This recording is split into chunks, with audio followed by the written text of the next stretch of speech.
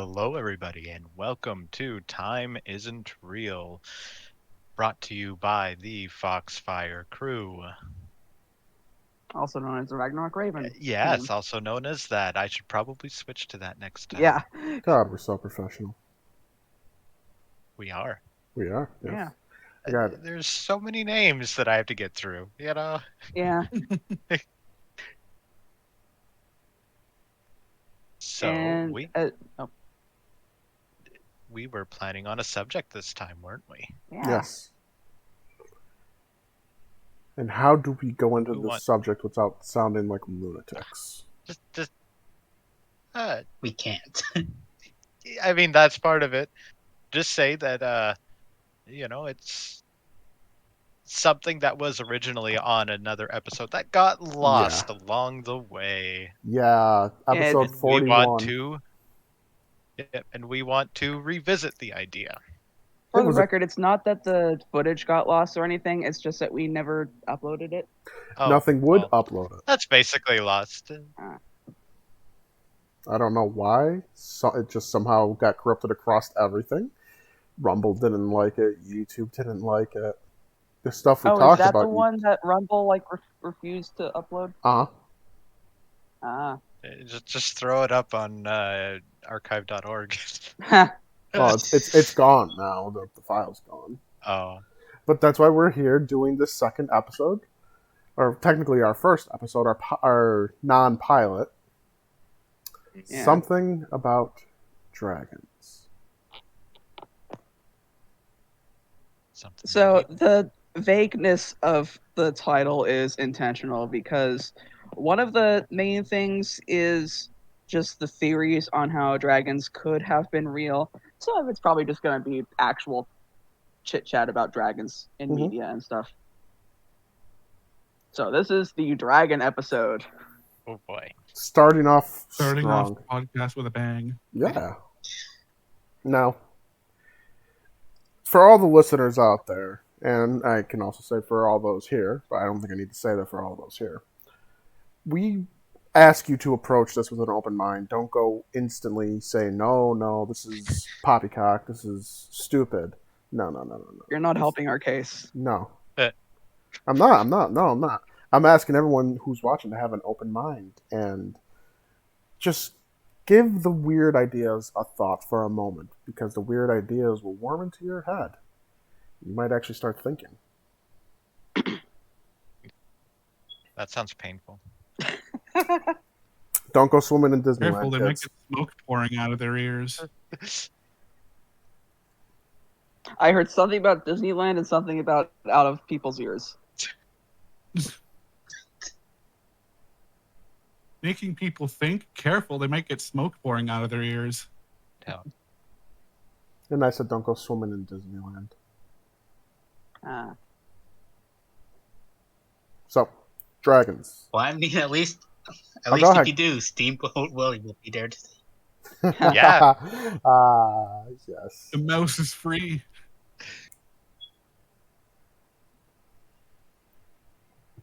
So, dragons. How. This is. It was a fun topic when we discussed it in 41, the Lost episode. And it spiraled out of control into some odd subjects, but it all came together. I hope we can capture that energy here because it was a fun ride. Yeah. Don't worry, I plan on spiraling it out of control. Good. So the main idea of the topic in the Lost episode was the thought that since it's every culture, even those that didn't have interactions with each other, didn't have contact with each other, they have something in their mythology and folklore resembling a dragon. And there are theories that this is because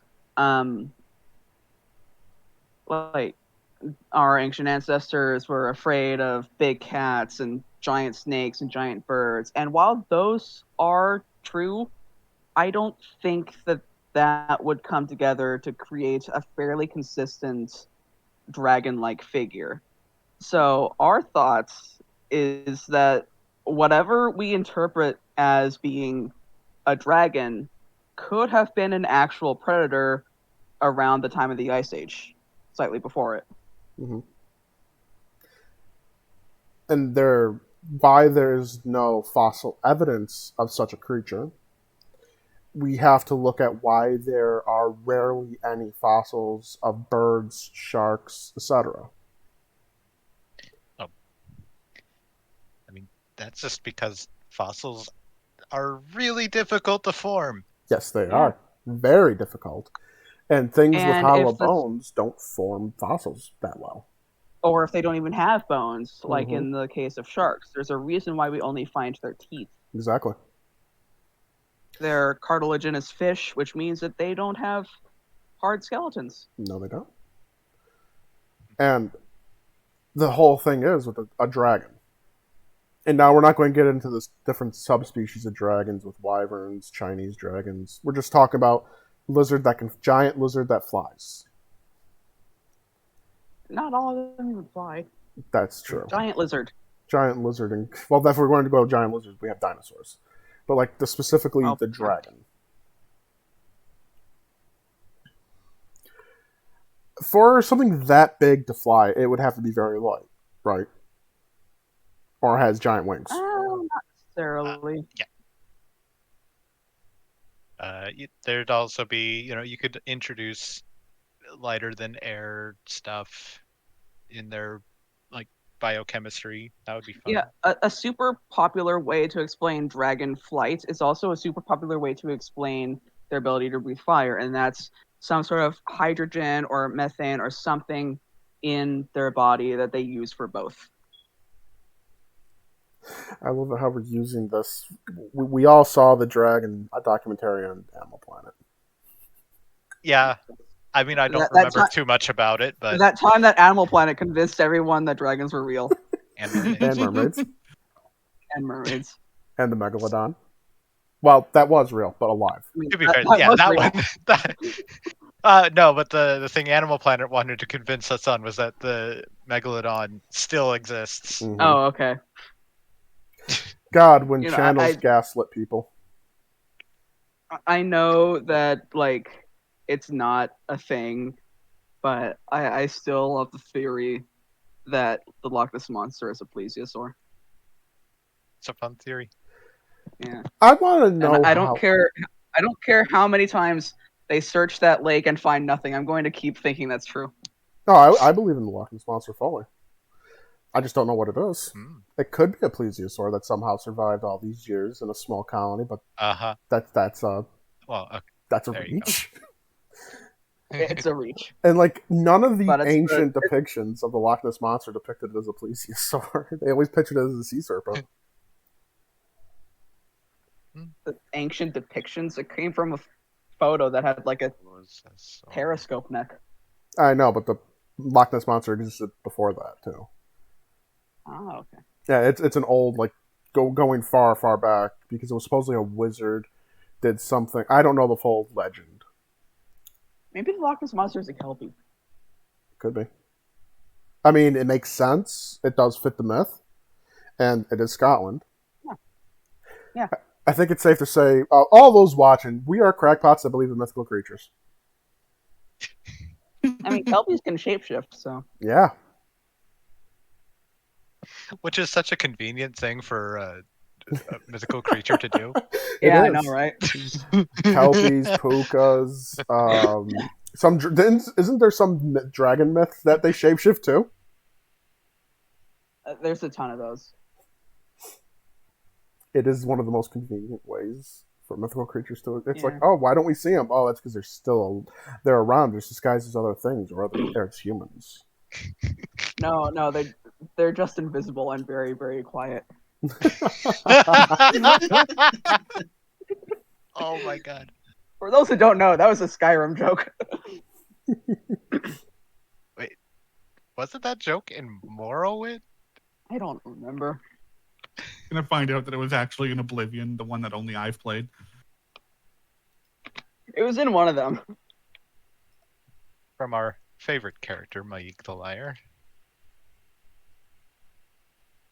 I don't know. I think my favorite character is Abner Tharn. I as a group, you Yeah. know, Okay. if Yes. you put As a everyone collective, together, yeah, I feel like the fandom's favorite character. yeah. Mm. Imagine all three of us were wrong and it was actually ESO. No, it wasn't in ESO. I vaguely remember He that does line. mention dragons in Morrowind. Okay, there's one game where he says that they're invisible and very, very quiet, and I think that's Skyrim. There's another one where he mentions that they're just flying super high. So in Morrowind, he says, "Dragons? Oh, they're everywhere. You must fly very high to see most of them, though. The ones nearer the ground are very hard to see, being invisible." Okay. I feel like Skyrim added the very, very quiet part then. Probably. I love how quickly we got off track. Yeah, and I'm just waiting for the right moment to bring us back on track to dragons and the younger Dryas. I mean, we are on dragons. I know, I mean, but technically, we never actually went off track, did we? no, we No. just instead of making it, oh, why are they real video games? Welcome to the chaos of the podcast, my friends. Yep.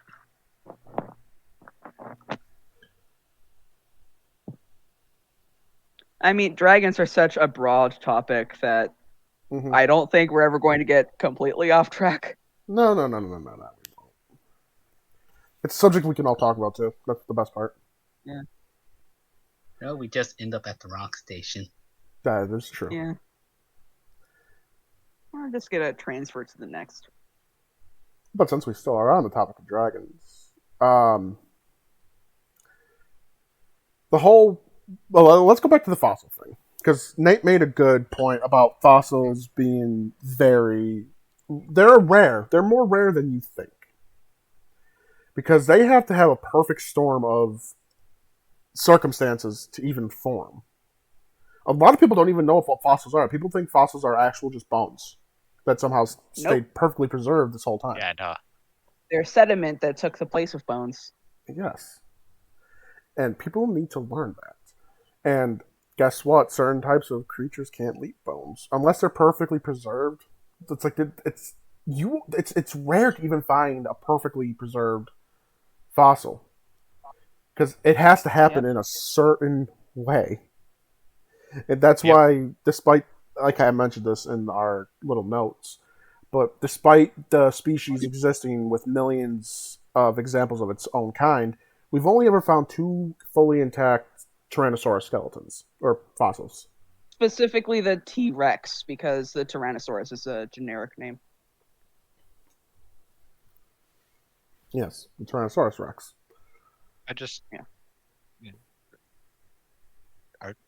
I've never actually seen anything else in the Tyrannosaurus genus. I know there are other Tyrannosaurs. I'm just not sure about Tyrannosaurus, but it is a generic name, so I'm just making sure that we're being specific. Something, oblique pun.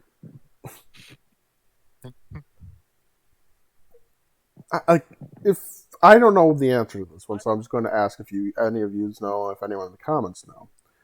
Is there an intact pterodactyl fossil? You'll have to be specific, because there are probably intact pteranodon fossils, or skeletons rather. Pterodactyl is a specific genus. Okay, I will rephrase the question. How many flying dinosaur fossils are there fully intact? None, because there are no flying dinosaurs. Oh my god.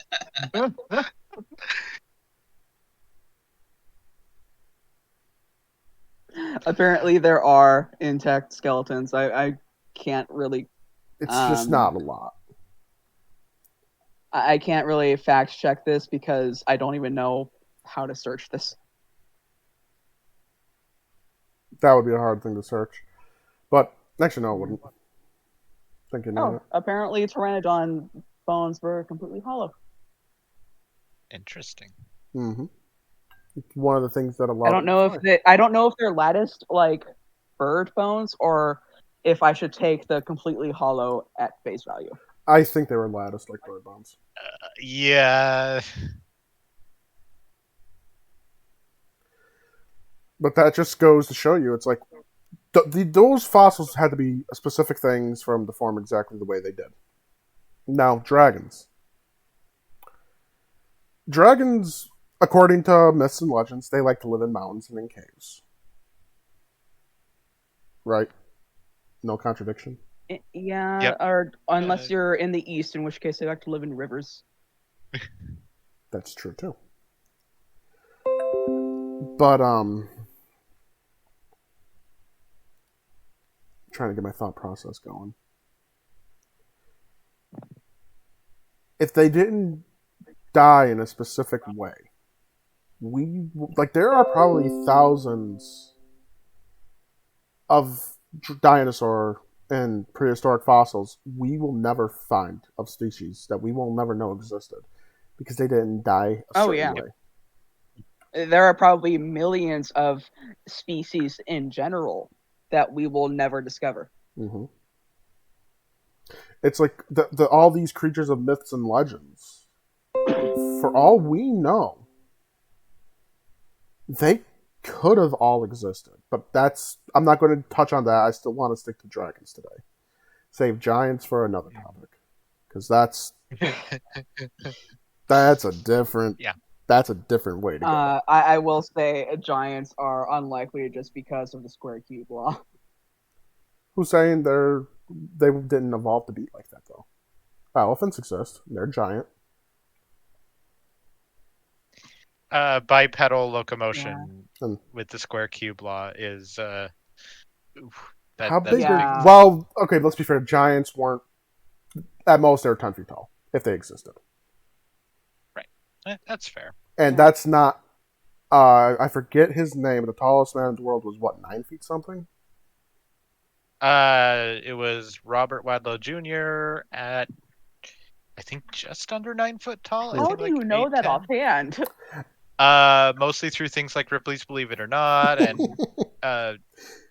Guinness Book of World Records, stuff like that. Okay. It's a good fact I to was know. like, what the fuck? How do you just rattle this off? And he was a human. Now, who's to say Yeah. giants weren't? I don't think they were human. I don't think they were Homo sapien. I think they were a separate genus, just like those. How do I say this without being offensive? They found fossil evidence of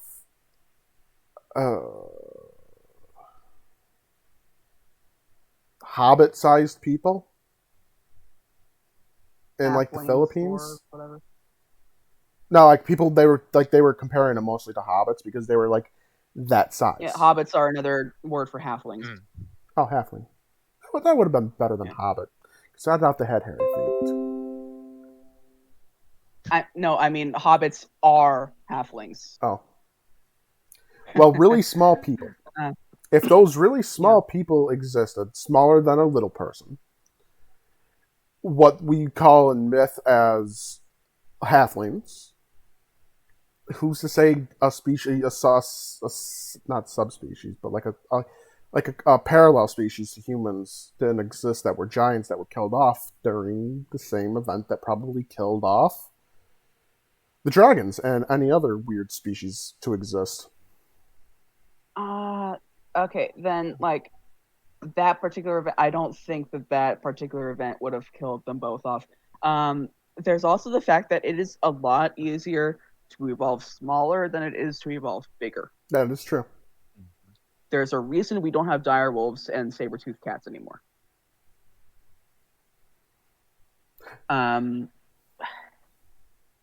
Now, if giants did exist, you said that they weren't Homo sapiens, weren't the same genus as humans, but the fact that you say Homo sapiens makes me think, okay, are you actually referring to they're not in the Homo genus, or are you just referring to they're not specifically Homo sapiens? Was Neanderthal in Because the Homo genus? there are other species besides humans in the Homo genus. It's just that we're the only extant ones. So the rest of other species in the Homo genus, like were the Neanderthal and the other caveman type? No, Okay, that was a no, separate species. because there are other hominids, I think is the umbrella term. There are other hominid species that are not in the Homo genus, but there are other species in the Homo genus. So it's just a matter of, are they closely related to us or not? Neanderthals are not in the Homo genus. Homo erectus was. Okay. I don't think. Okay, this is just me personally. It's hard to say because would a species be able to evolve parallel to humans to resemble us, but just be gigantic? That would be conversion evolution, and theoretically, yes. In practice, probably not. It's just funny. It's giants are also one of those things like dragons, where every culture has a myth of them, and sometimes they're not even myths. It's like there's some slight evidence to it. I forget the name of the tribe. That there was a Native American tribe that fought a race of red-headed giants and drove them. I don't even want to say it's to extinction because it was like just a handful of them that they killed. They burned them alive inside a cave. And okay, so immediately this makes me think this is probably some northeastern tribe that fought off some Vikings. Yeah, that's what I was thinking. It was near the Grand Canyon. Oh, so That's it why I was can't still remember the name. probably a tribe that fought off some Vikings. yeah. Yes, but Who these knows where the Vikings Vikings were went 9 off? feet tall with 2 rows of teeth in their mouth. Listen, red-headed giants. Viking berserkers wear animal pelts. There's your 2 rows of teeth. Oh my Okay, God. but hold on. We're talking about the Grand Canyon, Arizona. I Right. highly doubt they came that far inland. It's possible. Also, I'm 9 just feet loving this tall. Yeah. mental. You know that exaggerations happen all the time and stuff like this. It's word of mouth. It could have been that all they really said was giant, and then later people decided to embellish or actually put a number to it. Because think about it.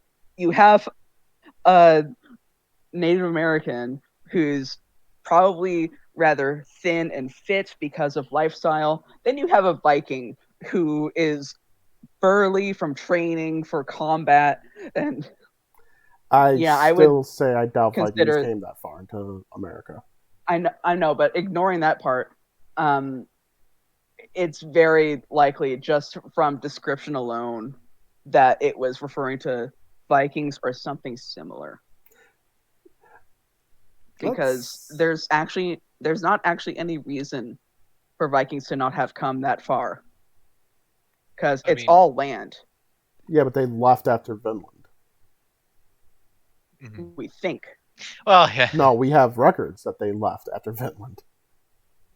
They have records too. We have records that I don't think we have records that literally all of them left, is what I'm saying. I'm saying that there's enough room for doubt that it's still possible.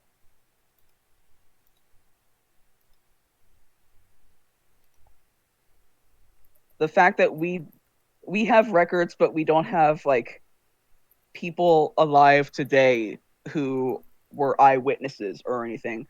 We have what we think is the true story, but there is enough room for doubt that we can't be positive. I got the name of the tribe, by the way. Yeah, it's the Paiutes that had the myth, and the people that they fought were the Siteka. And not all versions of the myth have them as giants. I just love how Nate has this already looked up. I did. I literally just Googled Native Americans fighting red-headed giants, and first result. It's a good story, and for the sake of getting us back on track, we should definitely do a episode at least covering giants, because there's a lot of weird stuff that happened with giants, giant skeletons, and the Smithsonian. And the Smithsonian covering a lot of weird stuff up. I mean, it's the Smithsonian. Mm-hmm. Yeah. We could do an entire episode dedicated to how weird the Smithsonian is and why they cover up history, and how they have all the records for getting these artifacts, but they don't know where they are.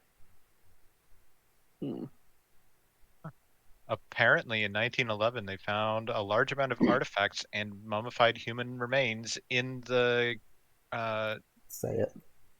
cave where the final battle supposedly took place. And all that That's evidence is gone in thin air. The Smithsonian took it. They have records of them taking it, of the giant bodies, all the stuff, everything. They have even the scorch marks, and there was a little bit of red hair left. It's all gone. The Smithsonian had it, and no one knows where it is now. And if you bring it up to the Smithsonian, they refuse to acknowledge it. Don't even utter G.E. Kincaid to them. They will just laugh. They'll just ignore you with that one.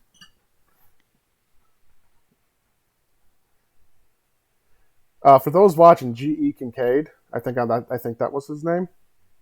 Google him and go down the rabbit hole, because there's a lot of strange things that it just all comes together, and it just makes you question the Smithsonian as an institute. If you weren't already doing that. Yeah, that's for sure. Because who would have thought the Natural History Museum wants to cover up history? Right. I don't know if the Catholic Church does. Well, it's not just the Catholic Church. Every culture wants to cover up their own. What's the word I'm looking for? Everyone wants to just brush their dirt under the rug. Not just the Catholic Church, not just the Smithsonian. Every world government has their skeletons in the closet, and some are starting to come into light now. Talk to me about skeletons in my government's closet. I wasn't going to bring up the skeletons found under the schools. I wasn't going to be that dirty. Whoa. I wasn't going to go there. I mean, you kind of just did. That's Yeah, I know, but I wasn't going to do it accusatory. It's like every government's done shady, dirty shit. Was pretty accusatory. I said the not wrong towards word Stark, there. I think is the point. Right? No, not towards Stark, but it was accusatory towards. Like, you just said what it was, basically. Just. I'm not afraid to get controversial on there. Right. Part of me thinks if we get last week you were telling us not to swear, and now you're getting all controversial. That's because last week I didn't think we'd only get 2 views on our initial episode 0. Now I think if we should tap into controversy if we want to go big. See, I don't even care about going big. I stopped doing YouTube because I didn't get enough to make money off of it. I want to go big. Because big means we make money. Imagine if we get sponsor deals by some... I don't know. Who would sponsor us? We're weird. Raid Shadow Legends. I don't know if I would. I don't know if I would. Fucking Temu. No. N-O to the Temu. Yeah, no. Raid I would consider, but I would meme on it so hard they would never let us do it again. I feel like at this point they know the memes about themselves and would be fine with somebody memeing on them in a sponsorship. True. Like, there are some things. I'm sure of a VPN company, because VPNs sponsor everybody. Right. Well, that's... let's get back on topic. Yeah. I was gonna say, then there's the fact that NordVPN had that huge security breach a few years back. Yeah, that was bad. And people are still taking those sponsorships. There's also one. It's like Better Health. It's like some kind of like psychiatrist thing. I don't Better trust. Help, yeah. Yeah, I don't. That's shady to me. Yeah. Mm-hmm. Then there was the I forget the name of it. That scam where you could buy a plot of land in Scotland. Oh my God, I love that was one. a thing? Forget what it's called. Something titles or established like titles. Yes, I think. There we go. Yeah, but yeah, about that once. Yes. Because we didn't think it was fake then. Now we know it was a big. Now we know it's a scam. Yeah. It was fairly new back when we talked about it. Anyway, because we all thought it was cool. Yeah.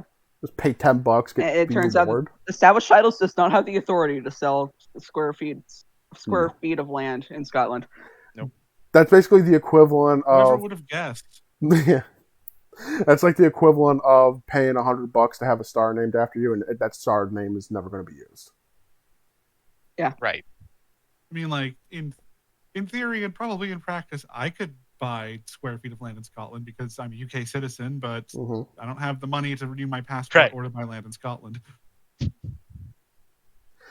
I mean, if I really wanted to, I could probably find out if the lineage either died off. That means it would all come to me, or not. But I do have a Duke and Duchess title floating in my family from Italy. Or no, not Duke and Duchess, Count and Countess. Close enough. Yes, I get them confused all the time.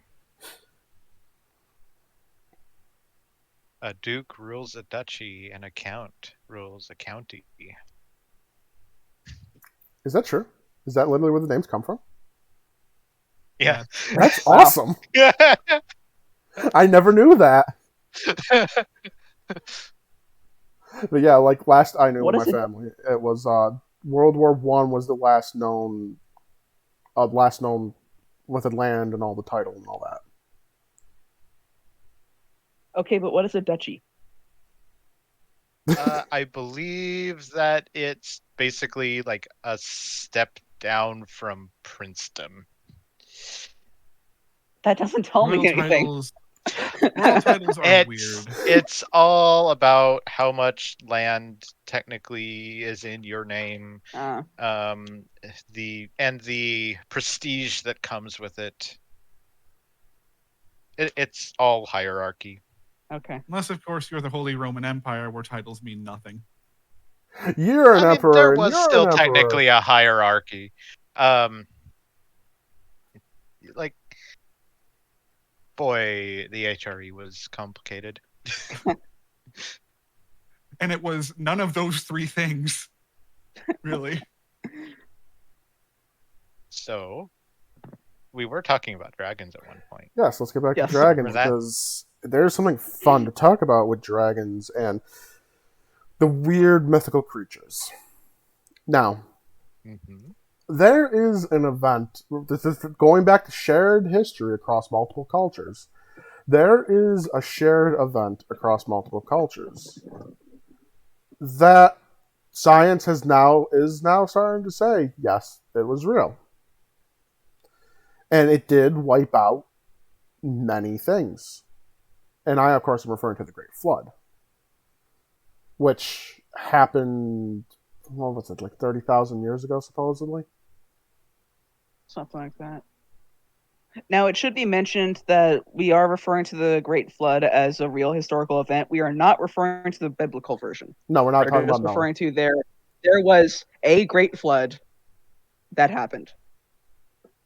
No one knows what caused it. All that we know, it happened at the end of the Younger Dryas, which is a point in time, the end of the Ice Age as well, where just all of a sudden something weird the Ice Age, happens. Huh? Wasn't the Ice Age like 20,000? Depends on which Ice Age we're talking about. The one with the mammoths. The last Ice Age. There was an Ice Age, a mini Ice Age, back in like the, what was it, 1700s or 1600s? Gonna post the You chart know what I mean. because the Hey. Pleistocene Ice Age. Okay, so I posted the chart. okay. So it's possible that the Great Flood was caused by a huge melt. Yes. Mm-hmm. The thing that is what's curious about that is what caused the huge melt. That's the thing no one has the answer for. Some say Okay, it well, was... that is a matter of our planet goes through cycles of global warming and cooling. We are in one right now. Kalian. This was instantaneous. I'm not... Right, I'm giving context. Okay. Right. Then we get to get to the weird shit. The planet goes through cycles where sometimes it's hotter, sometimes it's colder. This is usually determined by what's going on underneath the ground, like geothermal activity and stuff. There, like, it's usually very gradual. Editing Phoenix, put the graph on if you can, and then there's just a sharp change. So I did look up the Younger Dryas stuff prior to this, and the conventional explanation is that the warmer temperatures in the period beforehand caused glaciers to begin to melt, which, when they entered into the oceans, changed the you know the streams of water, and the flow to essentially go away from the land, and that actually the melting of the glaciers caused the world to cool down again. That's how the Younger Dryas started, according to conventional explanations. It's like I know this movie is a meme, but it's like the events in Day After Tomorrow, where global warming can cause a sudden freeze, because Yes. then you suddenly have meltwater in the oceans, which is changing the temperature of the oceans, because water doesn't heat up or cool down super quickly in large volumes. You suddenly have a bunch of glacier water, which is still freezing cold, entering into the relatively warmer oceans, and that would throw everything off. Because then suddenly our water cycle is much colder than it's supposed to be.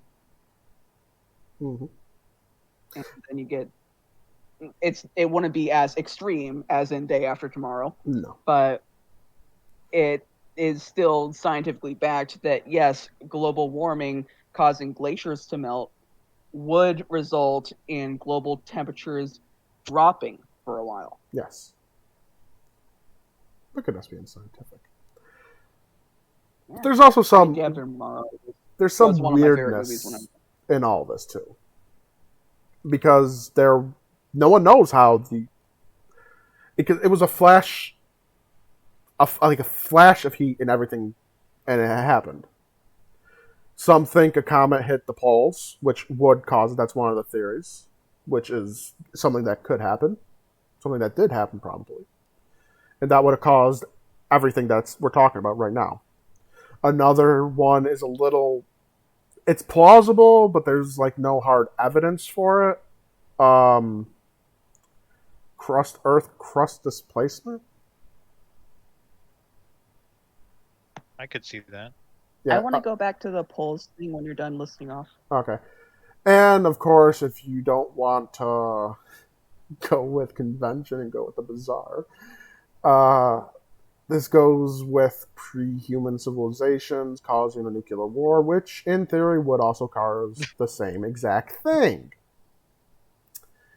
But we're not talking about Lumerians, Yeah, sure. We're not talking about Atlanteans, we're not talking about any of that weird shit today.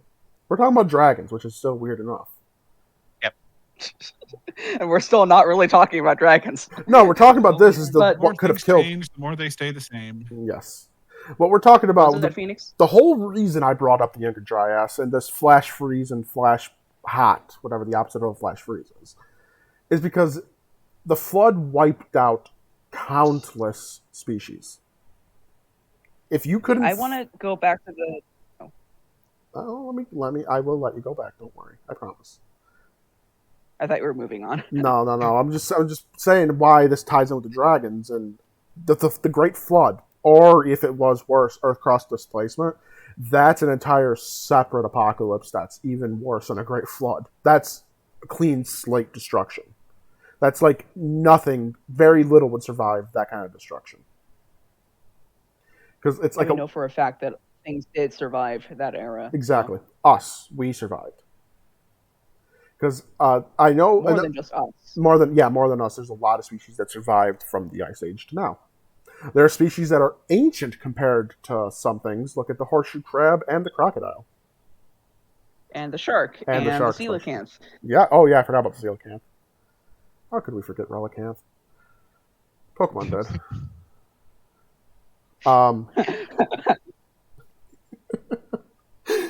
But go ahead. Go back to your polls. So the idea of comets hitting the poles, I'm pretty sure we know for a fact that that wouldn't have happened in the South Pole because the Antarctic Circle is pretty much all land. And contrary to popular belief, the South Pole is not super covered in snow. It doesn't get a lot of snow because technically it's a desert. Isn't It's it so also far too inland cold to that snow? that leads into the desert part because desert just means super low precipitation, and there isn't enough warmth for anything to evaporate into the air, so it won't snow. Gotcha. The Arctic Circle, however, is pretty much all water and ice. Mm-hmm. Yeah, I should have been more So specific because the. If something did hit, I don't think we would ever know. You mean if it did in the past or now? Yeah. Okay. Yeah, I should have been more Now specific. It would have been the North Pole that the asteroid or comet would have to hit to do the flash flood. Yeah, the North Pole. The North Pole is all water and ice. So if something ever did hit it, we wouldn't know. We would now because satellites and stuff. But if something hit like 10, 20,000 years ago, there's no evidence for us to look at. I mean, you say that, and we just missed an asteroid going by us. We didn't know for 2 days until it passed. Well, yes, but that's different from something actually hitting the planet. Yeah, that's true. That's different from something entering our atmosphere. I hope. It's just a little scary that we have all these fancy ass instruments in space, and we missed the thing they missed. They're supposed to be looking for. They missed it.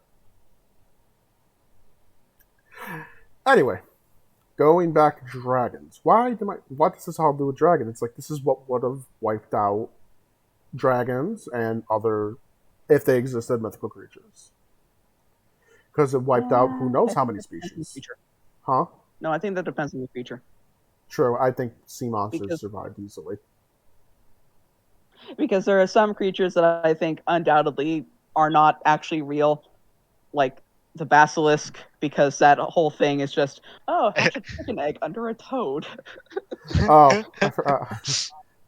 you're going with the traditional basilisk with that one. As opposed to what? The Harry Potter basilisk, which confuses me. The Harry Potter basilisk is born like that too. Oh my god. Yeah. See, for me, basilisk and cockatrice are like interchangeable creatures sometimes. Nope. I know they're not. I had the Dragonology books when I was younger, and they noted the basilisk and the cockatrice as being two different creatures. The basilisk was a dragon, the cockatrice was not. Right. I vaguely remember. I don't remember the basilisk being in the books. Was that like the basilisk was weird because it was the one that like turned invisible or something. Or no, it shapeshifted. Of course, we're back to shapeshifting. Oh man, that book just spits in the lore of a basilisk, doesn't it? Not necessarily. Like there are a bunch of just myths about the basilisks that, man, it's hard to say what the actual lore is supposed to be. Also, Nate just posted the 1640 image of a basilisk. Go find the D&D one because that's also weird. Oh right, I am aware of the D&D basilisk. That's what I'm aware. Yeah, that's one of the ones I'm aware of. That's one of the ones I'm aware of. The D&D basilisk inspired the Dontorex. Really? Yeah. I didn't know that. That's cool. I have a basilisk. I gotta paint it. Where is that basilisk? But yeah, there are some mythological creatures that I think undeniably were not real. Unicorn. There are some that I think could have been real, but if they were, then they've long since died out. Dragons among them. Mm-hmm. There are some that I think could be real today. I'm just gonna say I don't believe any half human, half animal thing existed. No, probably not. It's just a little too weird. Like, for example, centaurs. Centaurs are just people not understanding that humans can ride horses. Yes. That is literally what a centaur came from. And I'm sure satyrs were some kind of birth defect they tried to understand. Maybe. Maybe. What about a minotaur? No. Any, like, Human hybrid. man, I was going to say any hybrid of two unrelated animals, probably not. But then we have the giraffe, Yep. camel, leopard. But it's Science like is a lot of animal-based yokai, I think, could actually be real. Yeah. I mean, a Some three-legged of crow. the British Isles folklore, mostly Ireland and Scotland, I think could be real. Mm-hmm. Like, if it touches into the Fae, I am more likely to believe it. Yeah. Than, Fae and, to a lesser extent, yokai. Yeah. Specifically, I want to say it's the animal-based yokai that I'm talking about. And if you start to separate out just the creature itself from its magical abilities. Right. Well, I mean, yeah, weasels and foxes and cats exist. I mean, I'm very curious now. This is a genuine question. More of my curiosity. How rare would it be for an animal to be born with a second tail? Almost impossible because the tail is an extension of the spinal cord. Well, there goes It's the not a kitsune. Yeah,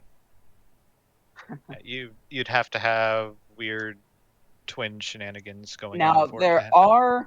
there are cases of snakes being born with multiple heads, I think. Yeah, I have seen one personally. So that is, for some animals, maybe a second tail or a forked tail would be possible in the same vein as snakes can be born with multiple heads.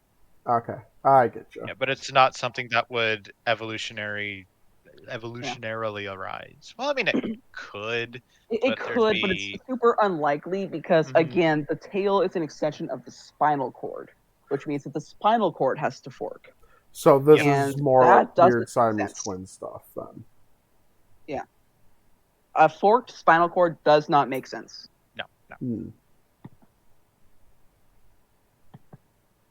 I was just going off yokais, and my mind went to kitsune, and then there's Yeah, stuff stuff like Nekomata Nekomatas. and kitsune. But there's also an interesting thing, and I know it's because these cultures are super close to each other, but most of the Far East countries have some variant of the multi-tailed fox. and Korea's is the most terrifying thing ever. Oh yeah, gumihos are terrifying. Mm-hmm. Here's a thought. A creature evolves with pseudo tails made entirely out of hair. Ooh, That's a good one. I'll write that down for Protochroma. I don't need to justify Protochroma things. We have the fucking Neon Racer with a triple forked tail. We have the Dontorex. Yeah. I don't need to justify with Protochroma, but You have a creature that's literally just a comet. Yes. yes, that somehow spawned a dragon. You know, I could see us I doing thought that like broke Shadow's brain for a moment. Yeah. I could see us doing an entire episode dedicated to yokai. Yeah. That would be fun. It would be so fun. Because I would there's some of them I could just talk for hours about. Same. And even the popular ones are really good to talk about because the popular ones often have things associated with them that people don't know about. And then I would get into just a tangent / rant about how Toho finally introduced Gudekitsune, but it's more like a Nogitsune. I refuse to believe that character is a Kudekitsune. I just want to talk about Baka Kajira. Yeah. That's my favorite. The ghost whale. Yep. Also, the giant skeleton But, that just sneaks up on people. the giant foot that bursts into someone's house Oh, and God. demands to be cleaned. Yes, Japan had some weird shit back in the days. Yeah. The fact you can get a surprising a surprising number of them to fuck off just by saying no. Yep. Yeah. Yep. I think that says a lot about Japanese culture, actually. Yep. Uh-huh. Like Don't be the different. woman who wants you to hold her baby, the On a kid who bridge. offers on a bridge, the kid who offers you poisoned tofu. Yep. Yeah. And like Phoenix brought up the ghost whale. The ghost whale recently got added to Smite. Awesome. Wow. That means I might have to re-download that. So dragons. Yes. Dragons. Where were we? Younger Dryas, destruction of everything. Oh, but how could we have records of dragons? Because there was no written records back then. Bullshit, there was. Go Black Tepe. There you go. Also, Yep. also records don't have to be written. Yeah. Mount is powerful. Pictographs. And like a lot No, of human history is known about through oral record, you know. Yeah. I'm not even talking about written or just drawn or whatever. I'm talking about oral tradition. Okay, I should be more specific besides just dropping the go back to Tepe thing real quick. A lot of history always believed that civilization didn't exist 30,000 years ago, that we were just hunter-gatherer with no identity. And then some archaeologists in Turkey found giant pillars that predate what we thought possible. And on those pillars is some weird stuff. Like, they have the flood myth on those pillars. But see, here's the thing. I never understood why people assumed that Ice Age era humans didn't have some sort of language even. Arrogance. Because even back then we were sapient. Back then we formed tribes, and like obviously the members of those tribes had to communicate somehow. Mhm. And we're not wolves, so we couldn't do it through like barks and scent and stuff. We would have to have done it through spoken language, which would then turn into written language. I'm just gonna mark it to the ignorance and arrogance of 19th and 20th century archaeologists. Oh, the ancient. I don't even think it was arrogance. I don't think it was arrogance. I think it was just like it's so unfathomable to us to think back that far that we don't really have a grasp of how long ago that would have been, because that's not in any countable lifespan. No, 30,000 years ago is wild to think about. And there's this fundamental human not like fallacy that I can't imagine doing it, so therefore how did they do it? Exactly. I think that's where I was going. It's the same fallacy that it's the same fallacy that leads to, you know, ancient alien myths for the Great Pyramids and stuff like that. It's people being unable to imagine doing these great works of, you know, engineering or anything else, you know, or just any civilization thing, you know, under those circumstances that they happened. So they go, oh, you know, obviously there was external factors. It's the evolution of the concept of I can't see you, therefore you can't see me. Yeah. I'm glad you brought up the Great Pyramid real quick. You want a fun fact about the Great Pyramid and the Sphinx? Sure. They show water damage from a great flood, especially the Sphinx. Maybe not necessarily from the Great Flood, because if you think about it, that area is not too far above sea level, is it? It is not.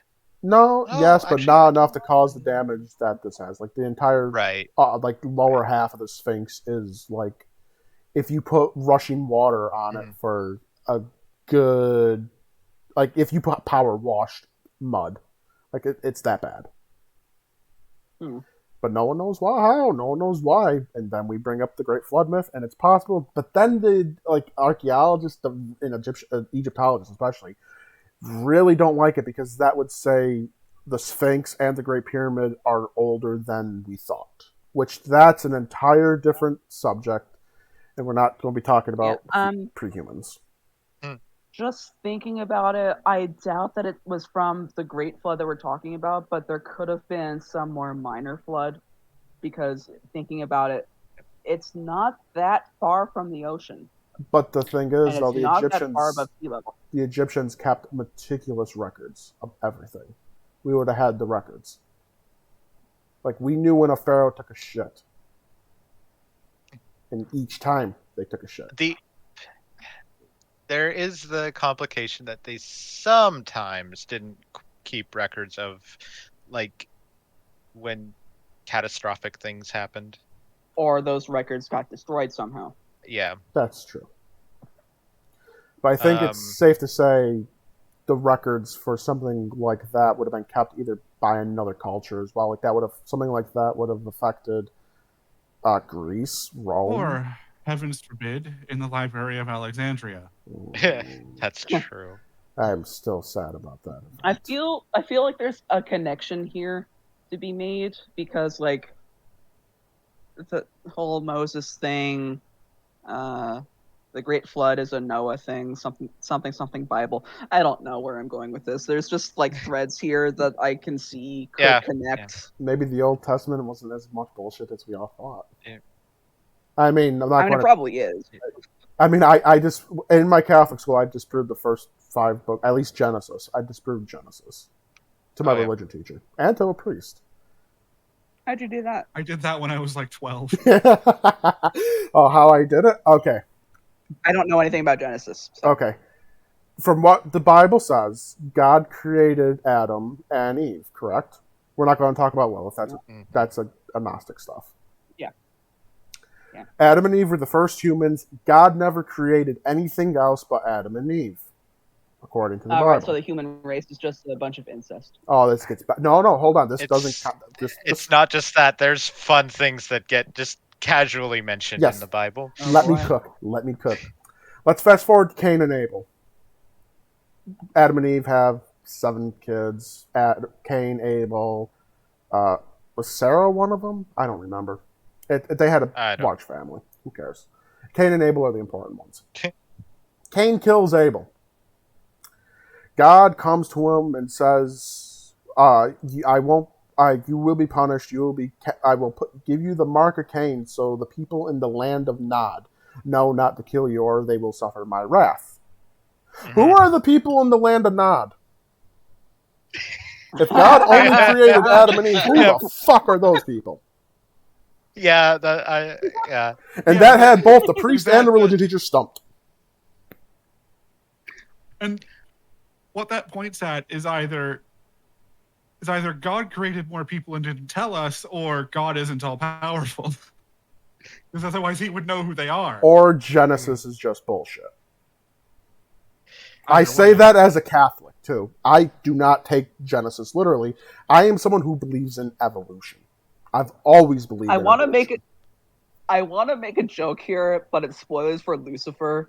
And, like, I know that largely people here don't care, but Dark is in the process of watching Lucifer, and I don't want to spoil anything for him.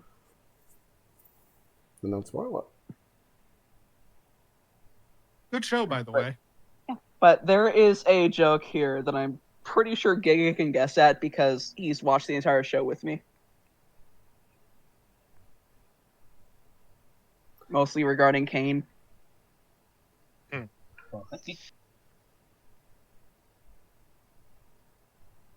Whatever. Dragons. Dragons. Dragons. But written record would make sense for why every culture has dragons if, one, now that we can establish we did have written history back in 30,000 years ago. It just all adds up. No, we established that we could. We could have it, yes. Not every culture had it, but there are some that did. Yep. And probably not written history as we think of it in terms of like words, but Pictographs. depictions of history. Yes. Pictographs, hieroglyphics, that sort of thing. Like Yeah. one of the pillars at Göbekli Tepe shows a great flood. Also, they can pinpoint when it exactly happened because it's under a certain star. It's under a certain constellation, and that's how we know it all happened. It all adds up to be the end of the Younger Dryas. So yeah, it's wild. It's like Really it should have all adds up. rewatched Ancient Apocalypse for this. Oh, like that's. You know how bad I just want to start talking about prehuman civilization, but I can't do that. This all connects to dragons because there is the idea that if there were some sort of large reptilian predator around at that time, yes, humans would have known about it because it would have been one of their main predators. Yes, they would have recorded it if possible, and that could well have been what the dragon myths came from. Mhm. And they died out because what do you know, huge ecological upset from huge temperature spike. Like, I can't remember, were we talking about the dragons being around before or after the sudden freeze? Before everything Okay. after the sudden freeze is it's gone after that point. Right. Okay. So we were thinking the dragons could have been around before the sudden freeze, and then as reptiles, they couldn't deal with the suddenly low temperatures of the ice age and died out. Mm-hmm.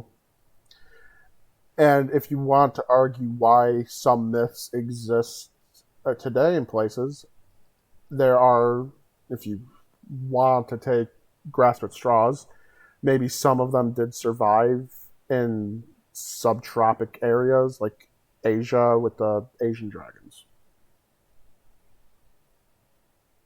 Yeah, and it actually does make sense that the Eastern dragons would have looked that much more different from whatever we had in North America during the Ice Age, or before the Ice Age, rather, because they're completely separate populations, adapted for different climates. The ones in North America would have been adapted for grasslands, plains, sparse forests. The ones in the Far East would have been adapted for water, rivers, denser forests, bamboo, that sort of thing. Actually, was bamboo around back then? I know the grass. I know the grass is surprisingly recent, and I think bamboo is a type of grass. It is a type of grass.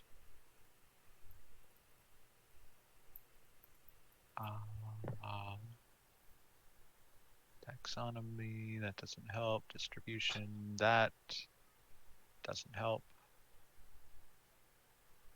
Ecology? You No, want to hear something crazy? What? The Illini people of Mississippi, a native tribe, they have a creature in their stories called the Piasa bird, and it was a dragon. You're gonna have to be more specific than that. I just Googled because we kept on talking about dragons in North America, and it's like, were there ever any dragon myths from native tribes? And I just got curious, and yes, there are. Yes. Show me the bird. Give me 1 second. I gotta find the picture of the Piasa bird. I'm probably butchering that pronunciation. Something serpent mound. Yeah, when I say that dragon myths are all over the world, I mean they're all over the world. Mm-hmm.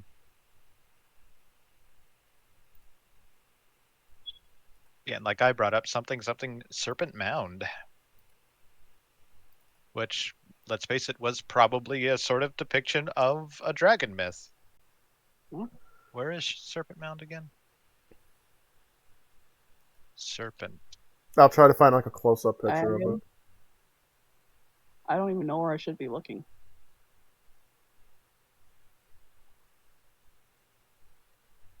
I apparently cannot type. You say it's a dragon, but all I really see is a bird with a human face. Isn't that what dragons kind of are? No, that's No. No.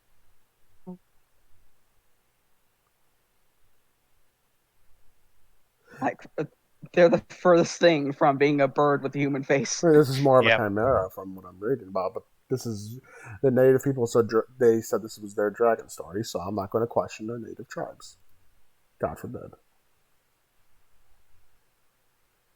That's your territory since you have Native American blood in you. I think when they say it's their dragon story, that it's less literal and more just, this is the big, terrifying monster of our mythology. Mhm. It's kind of neat. Yeah. Kind of weird.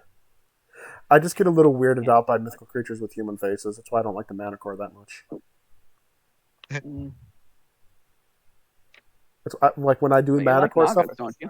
Huh? You like Nagas, don't you? No. Oh, I thought you did. Lamias I like. But those are half human, half snake. Oh, right. That's snake ladies. Nah. That's different. I get Nagas and Lamias confused a lot. That's fair. No, Nagas creep me out. Anything with just like an animal body but human face, that's that weird uncanny valley shit I don't like. How do you feel about the Sphinx? Depends. Are we talking about sexy Sphinx or not sexy Sphinx? What? There's one where it basically looks like a cat girl. Like I have a miniature of one that looks like that. I'm like okay with that one. Okay, that's D&D. A little bit. It depends on the Sphinx. If You're like, talking about Gyno Sphinxes. The one from the Oedipus story, I'm okay with. That one's not that bad. I'm talking more about the one like over at the pyramids. I don't like that one that much. I like the Greek Sphinx better. Add more human traits. I'm okay with it, but when it's just human head, it just weirds me out. Okay, I see. You like the Greek one more. Chances are high Zeus boned it. Probably. Yeah. 9 times out of 10, Zeus bones something, and that's why we have a creature. It's 9 times out of 10, Zeus boning something is the reason for a fucking Greek mythology story. That's true. It's funny. It's funny that you say that you don't like just animals with human faces because that is basically what Absol is. Yeah, but at least Absol doesn't look. But it's more cat-like. Yeah, it's more cat-like. It's more animal. It's more cat-like because Pokemon. Yeah. Thank God. Yeah, I think that if Absol had an actual human face, I wouldn't like it as much. Not many Pokemon go that route, thankfully. No. And even the ones that do, don't. Yes. Yeah. Like, Gardevoir is one of the closest things we have to a human Pokemon, and you look at its face, and that is not human. It's just an elf. Yeah. So Gothitelle, I think, is the closest one we have to a human. Yeah. I mean, Hitmonchan. Yeah, Hitmonchan 100%. Oddly enough, not the Machop line, because those have, like, weird dinosaur/duck. Yeah. traits. Yeah, they're very lizard-like.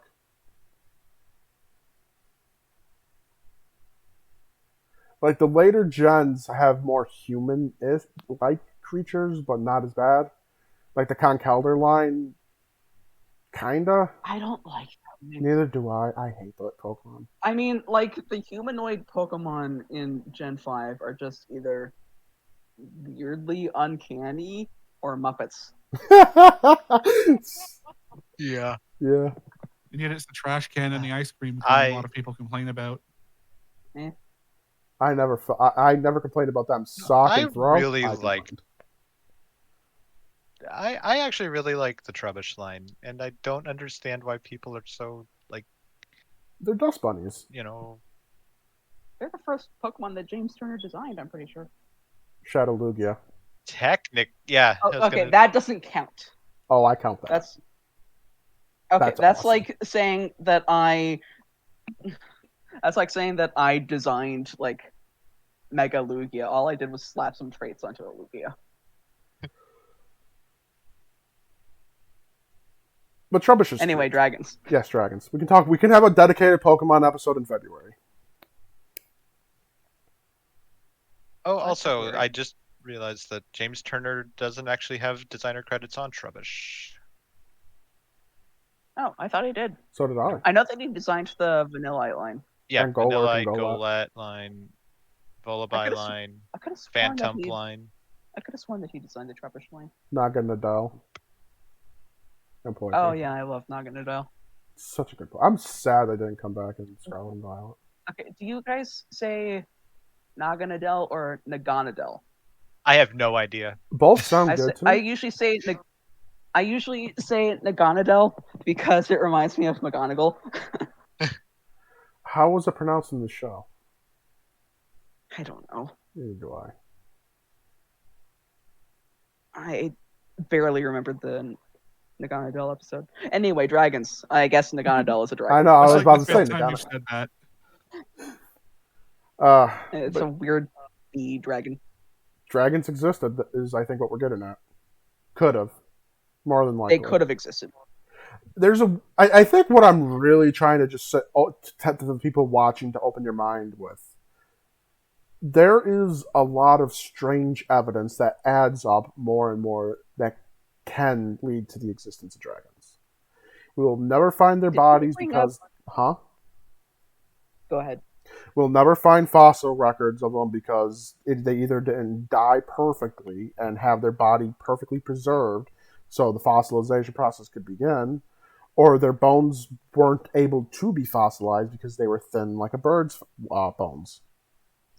Or, well, to be fair, we have found bird fossils, but But that was there's perfect also the storm. possibility that if they are found, there's a non-zero chance that they'll be covered up, because imagine if the world suddenly learned that dragons existed. God, I would love the world. That's the world where we have peace on Earth. Everyone's happy. No. I don't think so.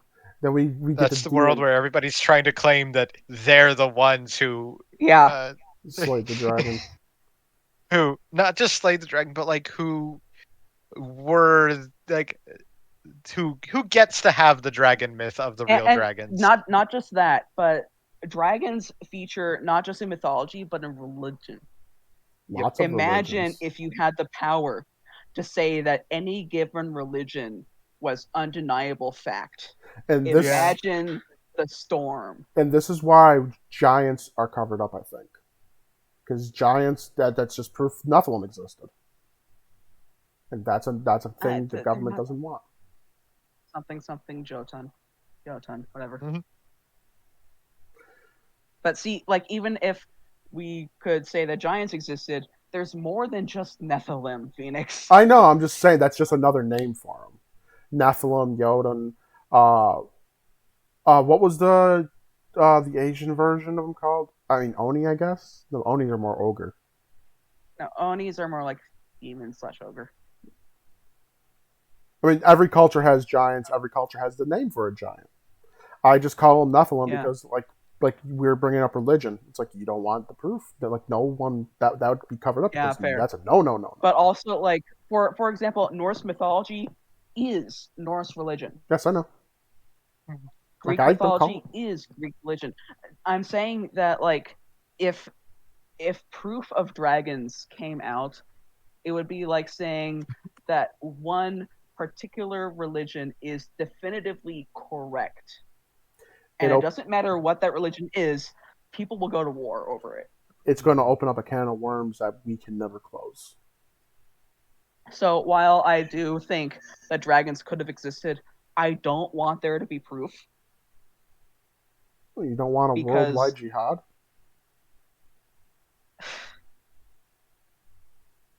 I don't want to just keep hearing that someone blew someone else up over a dragon skeleton. Yeah. Oh, Lord. That's what it would be. It's like a new dragon skeleton was found Yeah. today, but radicals from this religion bombed it, so we have lost that dragon skeleton. Buddhas of that just reminds me of the Buddhas of Banyan. What? So this really old Buddhist effigy in Afghanistan, I believe. Several years ago, I think 2013, 2014, something like that. Uh, it was blown up Uh, by some terrorists, and yeah, hmm. The more that I think about this, though, it's basically How to Train Your Dragon. The message of it was the world of humans as a society are not ready for dragons. That was also the message in the spin-off that recently concluded called The Nine Realms. Hmm. It's just humans are not ready to know that dragons exist. right. And that is true here. Mm-hmm. So as much as I would love to know that dragons existed, I don't want the proof to be public. And I don't want them to go too specific.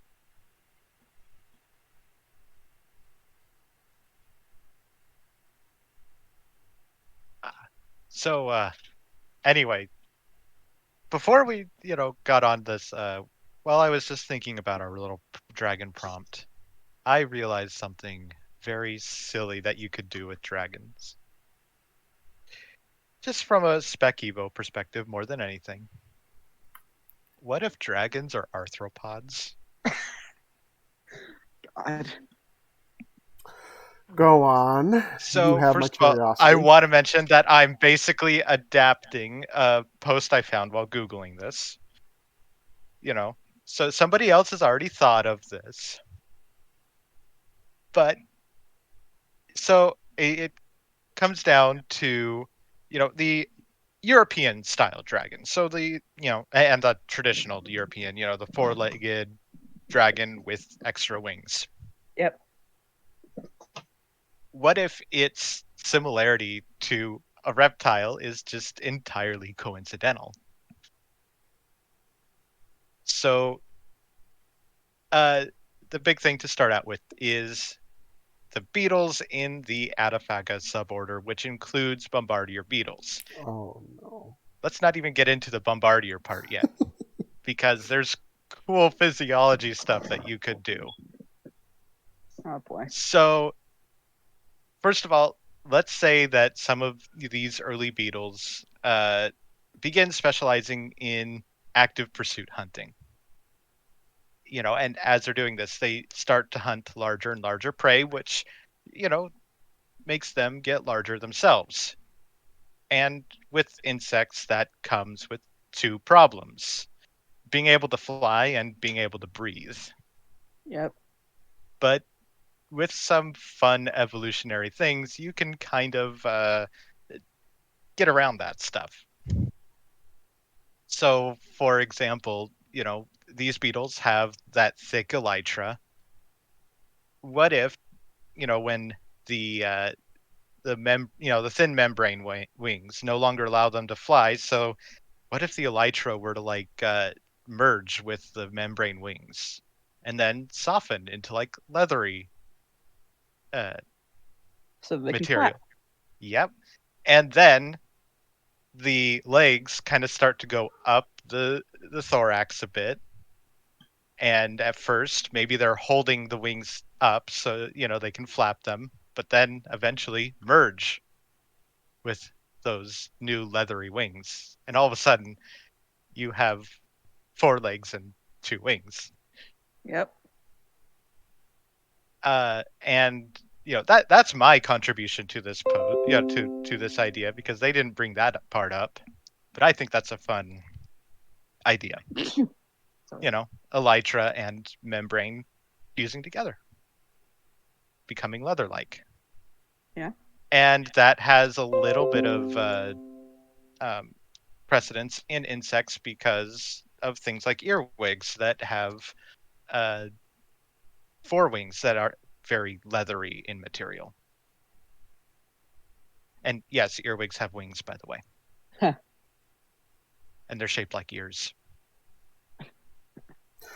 Are you being serious? That's where their name comes from. The word wig is just it's wing, so they're literally earwings. Yeah, contrary to myth, earwigs are not named for any sort of affinity with human ears. They just happen to have wings that look a little bit like uh, human ears. I Yeah. never even knew they had. They do not fly into your ear and nest there, don't worry.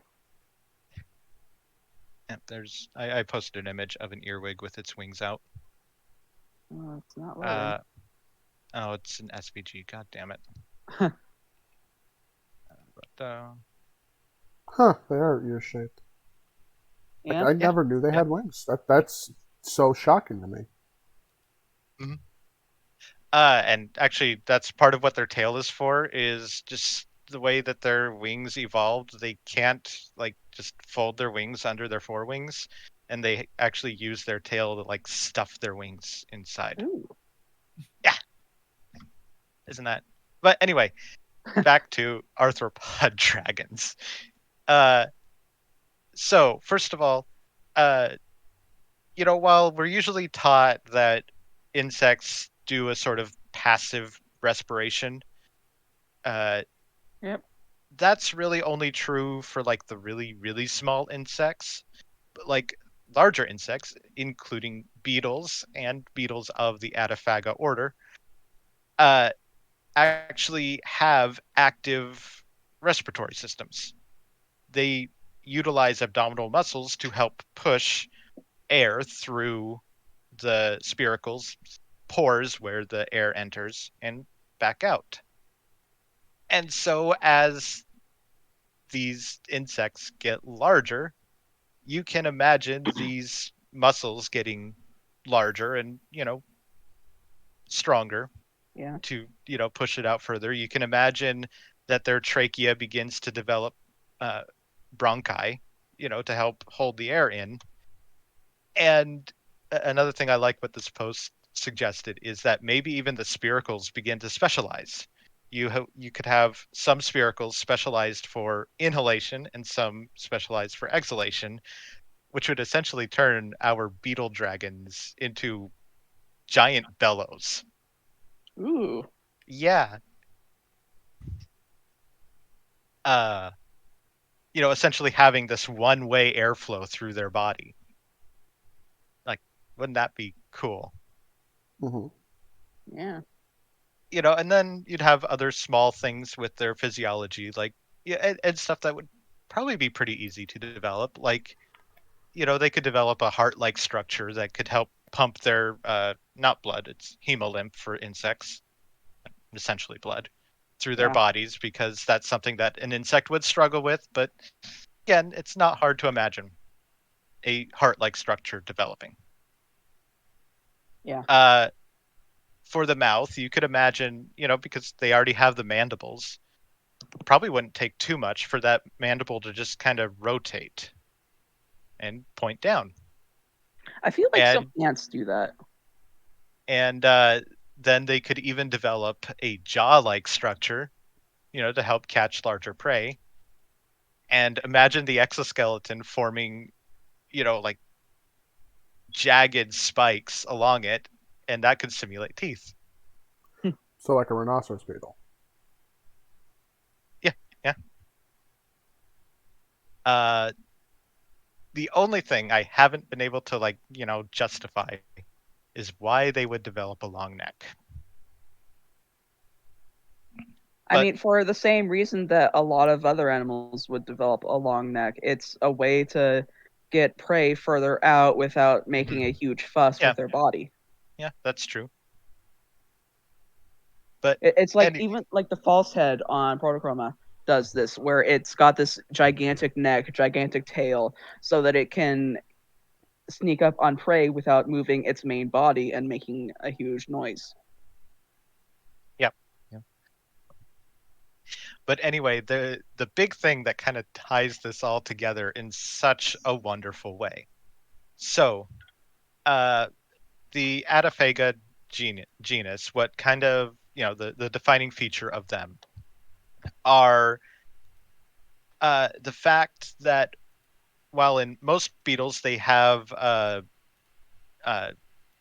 they go through what is called sclerotization, which is taking quinine chemicals and having them go into the exoskeleton as it's forming, and they're very reactive, so they react with the chitin as it's forming to make stronger chemical bonds, and it also makes them darker in color. What makes the Adiphaga genus interesting is that they also have sacs of extra quinine chemicals. I see where this is going. And these sacs of quinine chemicals in most of the species are just a deterrent. They're so reactive that they smell really bad, so, predators spit them out. But some species, such as the bombardier beetle, have developed a way to mix these quinine chemicals with hydrogen peroxide, and this forms an explosive chemical reaction. Good And old hydrogen peroxide. yep. So, this is just this cool thing where not only it explains why the dragon's exoskeleton or scales would be very hard, because they would develop more of these sacs, and just they'd be able to saturate their exoskeleton with the quinine chemicals in order to make their scales even harder as they grow, which would, help prevent problems with molting. Yep. And not only that, you could imagine they'd develop a few very big sacs for the same reason that bombardier beetles could. And there you go, you have fire. Yep.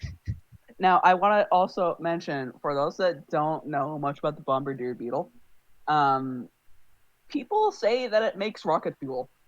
They're not joking.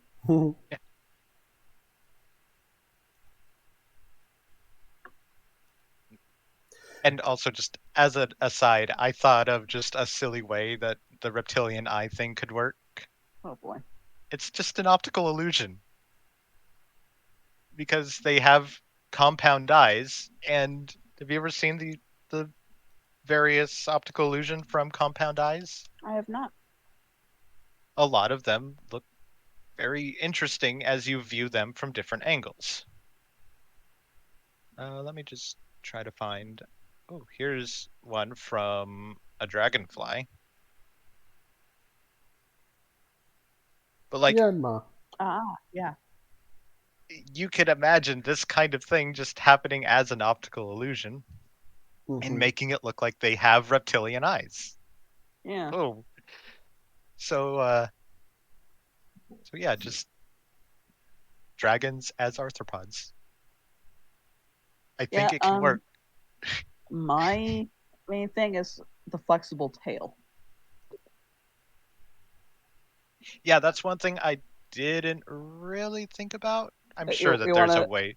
you I wanna mean, know something else though? hmm. The horns are the antennae. Oh, yeah, absolutely. And they could even also just be more jagged exoskeleton-y bits. Yeah, but I like them better as being antennae. Yeah, yeah. It's just one of those things where it's like, So it's such a stupid Spec Evo thing, no, but it imagine, works. like there are arthropods that developed into the creatures that we know today. There could have just been another branch that is completely separate from what we know of just evolution that turned into these. Yeah, yeah.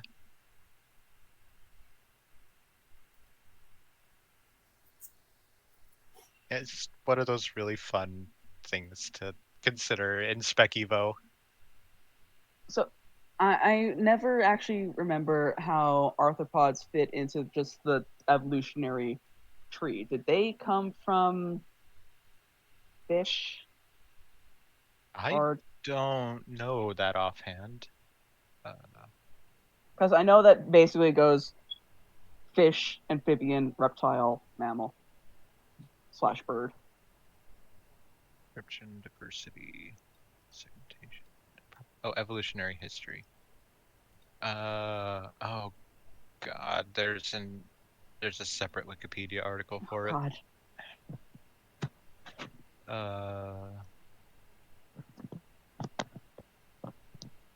Also, is this a good episode for me to launch into the dragons that I made for the Maniverse? Yes. Because, oh boy, do I overthink these guys. Or do you want to do a whole episode on the Maniverse?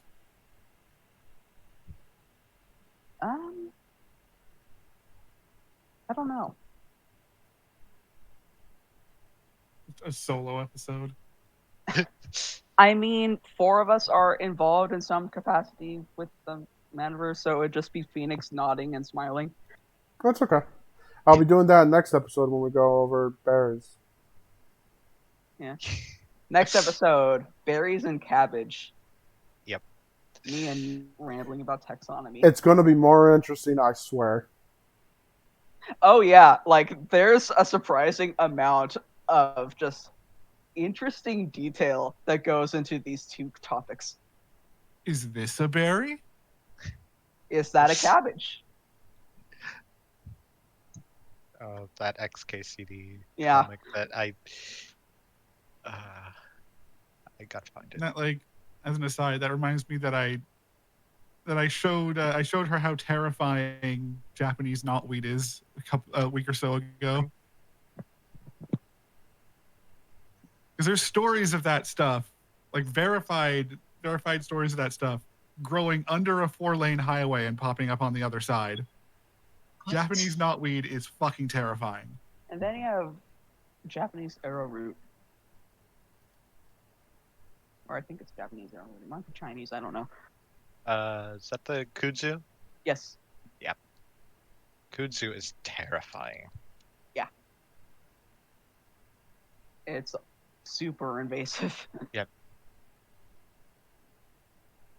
And I am talking about this bastard right here.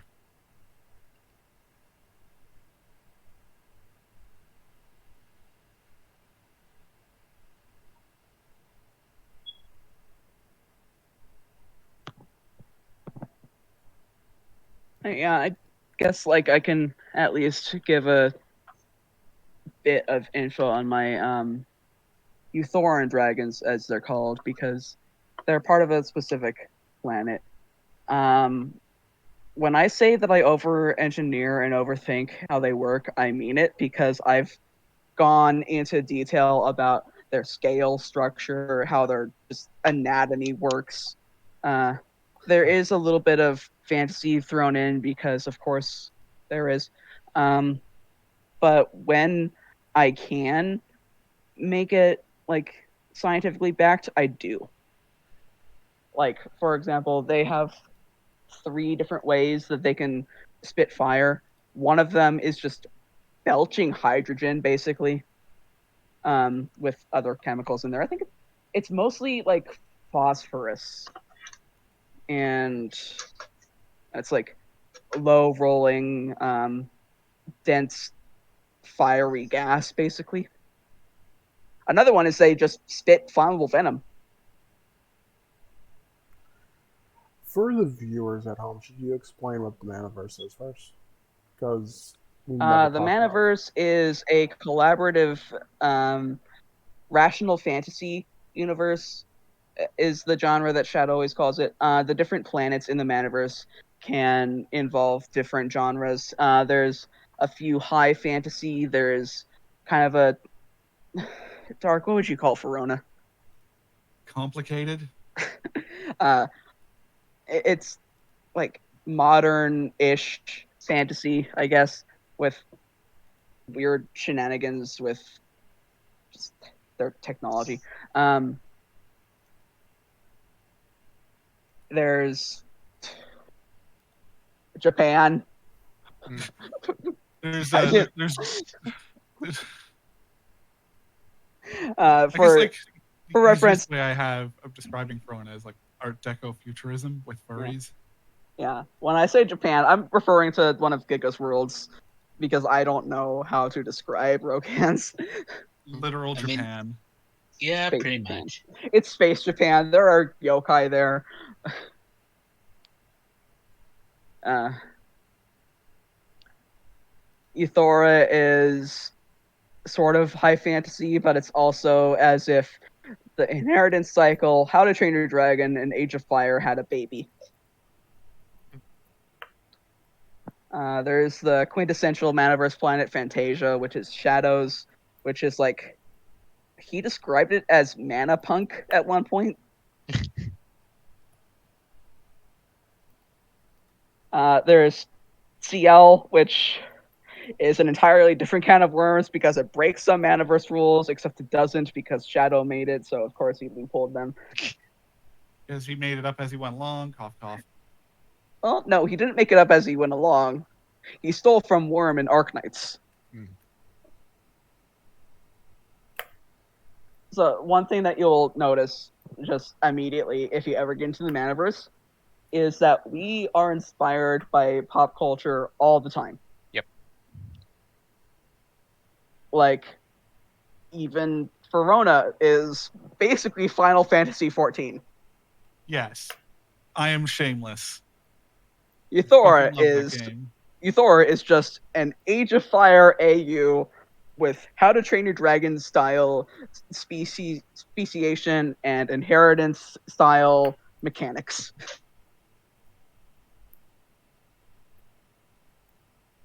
I don't know if Giga was inspired by anything for Rokans because I really No, doubt he's that it's just a Toho. weeb. CL is just the bastard child of Arknights and Worm.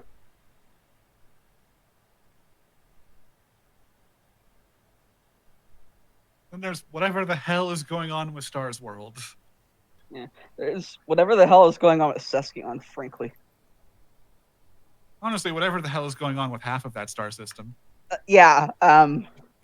So it should be noted that Euthora is a binary planet system with a world called Deveron, which doesn't exist in real space.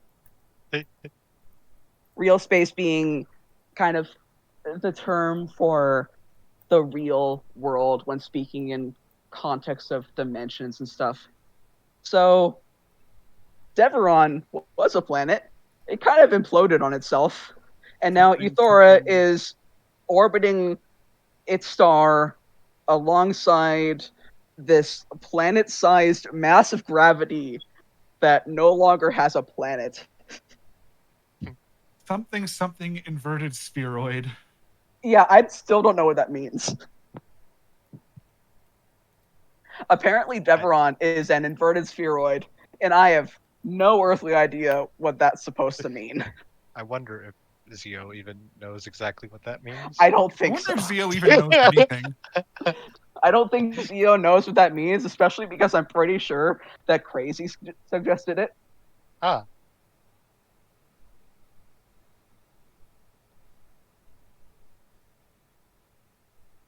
Yeah, the Manaverse is based around the presence of, what do you know, mana, which is basically the main primordial energy that allows people to use magic, but more specifically speaking, it's what allows people to impose changes on reality. With some notable exceptions. Yes. There are other energies. I'm not going to get into them.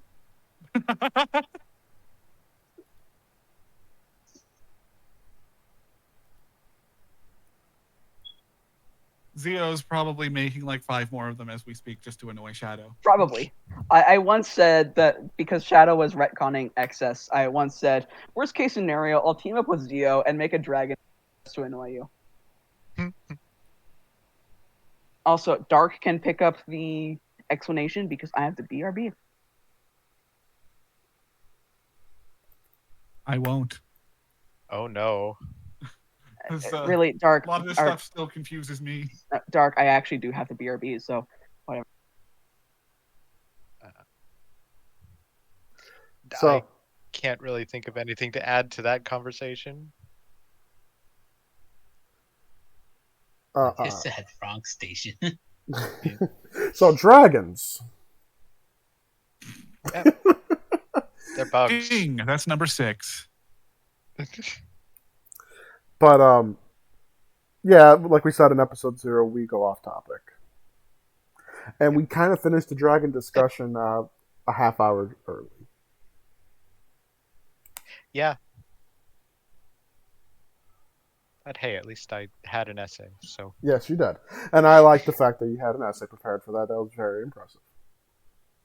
And it was fun to listen Yeah, to. I prepared that essay like starting an hour beforehand. So Like, all I could think about while you were Yeah. reading that off is like, there is no excuse for Game Freak not to give us a dragon bug type Pokemon.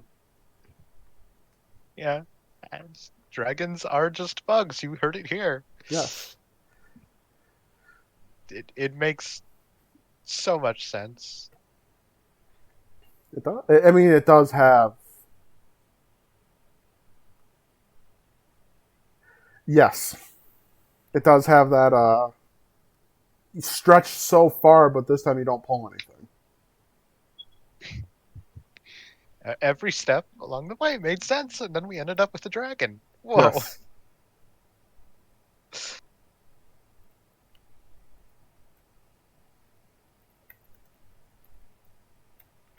Yeah, now I want to see a fantasy world where that's just how they do their dragons. It would be really just- cool. Big bugs. Phoenix, you should get involved in the Manaverse. I think Kalian has tried to get me involved. Now that I know how to roleplay, I could probably get into it easily. That's in the Zed server, right? Yep. Okay, I should poke around in there and just look and see and observe for a Like, bit. my favorite part, like, over-engineers dragons, gives absolutely zero thought to basically anything about human society other than the fact that it exists and it hates dragons. I mean, to be fair, it's fine. Humans, they exist. But in the dragon mind, do Meanwhile, humans like- need to exist? I'm like the complete opposite. I gave way too much thought to society and zero to the biosphere because I suck. I'm back. Welcome back. Welcome back. So, very brief explanation. I have digestive issues, and they were absolutely not waiting. Hmm. What did I miss while I was gone? Not much. Not a whole lot. Dragons.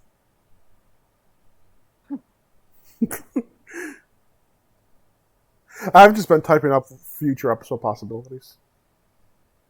Ah. I have a couple more in bulletin board. Yeah, I know. I like an episode dedicated to AI. I love the idea for that. Yeah. Like, I'm okay with that being episode 3 of our thing. For the record, these aren't supposed to be in order. They're just ideas. Oh, I know. Like what I just posted, there's some of them like for the third to the bottom. That would have to be done at a certain date for it to make sense if we go for that route.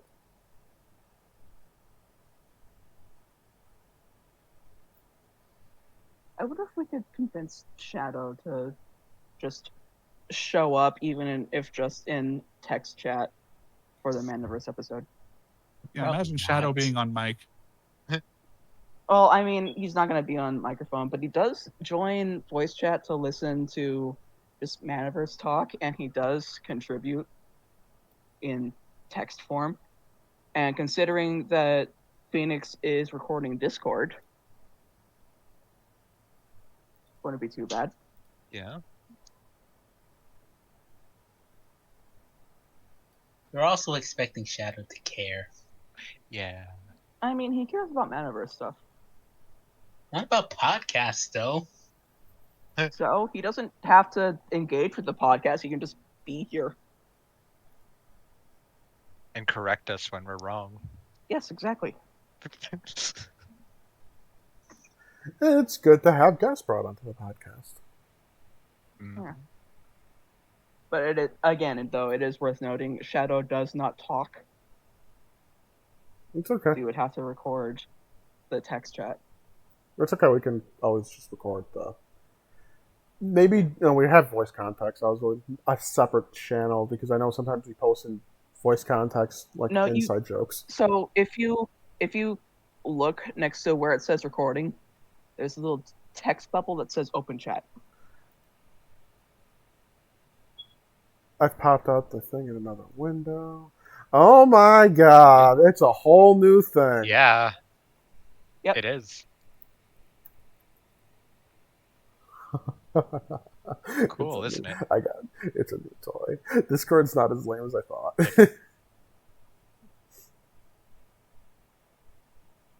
Okay, well, don't clutter it up before we start using it. Right? Oh, can I delete that? Yeah.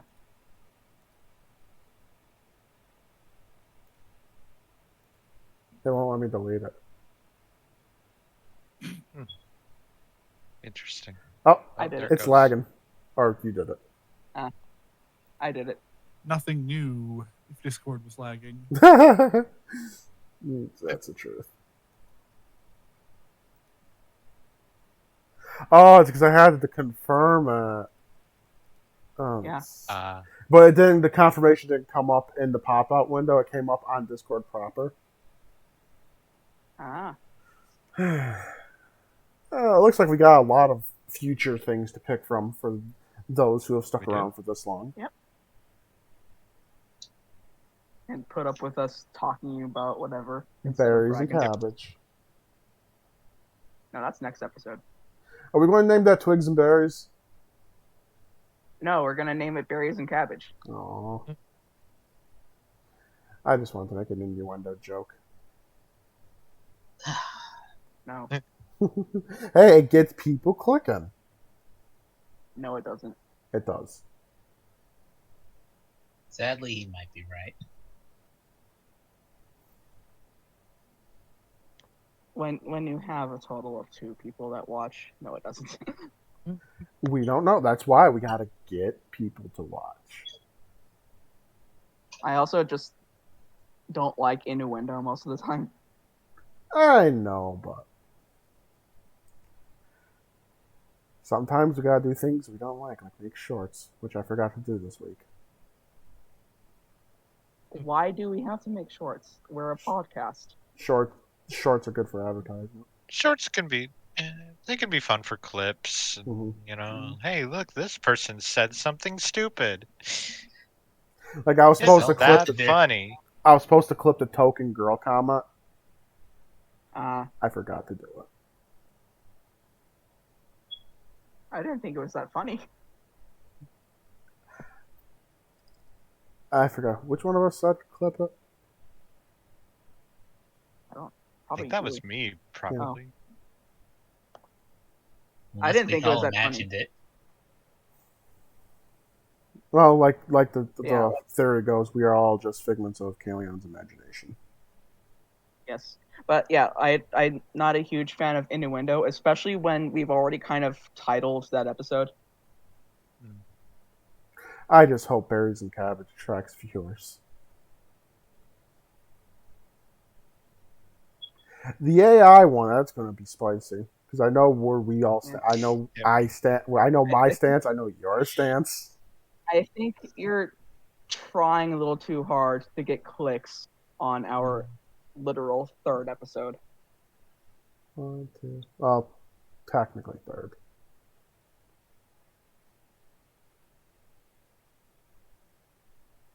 Like, just let it happen. Yeah, we'll eventually have that one episode that gets 60 plus people again.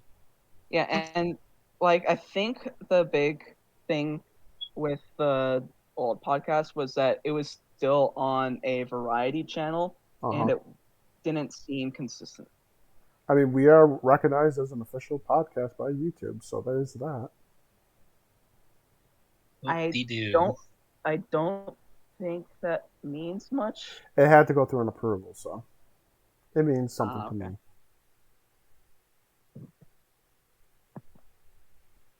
Yeah, like we have it set as a podcast where it's going to be the only thing on this channel, at least until we get D&D going. And party games. It's consistently weekly. It's actually titled now Yep. because, frankly, just Foxfire podcast with such and such episode, whatever, that's not going to get clicks. Except that one time. Except that one time. I should go But there was back a and reason why I titled it. yeah. I should go back and look to see where those clicks came from because you can do that with YouTube Studio. The analytics of a certain video. Like if it was if it all came from Twitter, it'll say it all came from Twitter. Then I have to go back and see what I said that made people click on it. Also, I gotta stop pussyfooting around. It's I shouldn't be afraid to get controversial. Yeah. What? I didn't hear that last part. I have to stop being afraid of We getting shouldn't be afraid to controversial. get controversial. Oh, yeah. Like I'm not afraid of like the controversy stuff. I just don't think that it's a clear representation of us to have an innuendo as the third episode's title. Oh, I was talking about That's politics. true, yeah. Oh, okay. Because I got pissed off today. We can ease into it with like the AI and stuff. Oh, yeah, because that's going to get spicy between you and me, especially. Yeah, but we have like the same opinion on it, don't we? I'm anti-AI. Roughly. Oh, I thought you were okay. No, I'm anti-AI. I've always been anti. I don't like AI. I don't like the concept of AI. Right? Yes, you had the whole like conspiracy theory. They're going to replace us. That's my idea. No, they're not. They took our jobs. So all the It South Park didn't people happen out in the Industrial Revolution. It won't happen with the robot overload. We can save that for the episode. Yeah. I'm not going to say it because I don't want to give away my arguments because I already have proof it's happening. Yeah, they also had proof of it in the Industrial Revolution. Anyway. I mean, a lot of jobs did get lost in the Industrial Revolution. All the child labor jobs. And that's a good thing. Oh yeah, it is a good thing. But there are no child Is labor this a laws. good time to mention that child labor is kind of making a resurgence? Yes, it is. What world we live in. Yep. One without dragons. Yeah, that's the problem. We need dragons. One where dragons could have existed.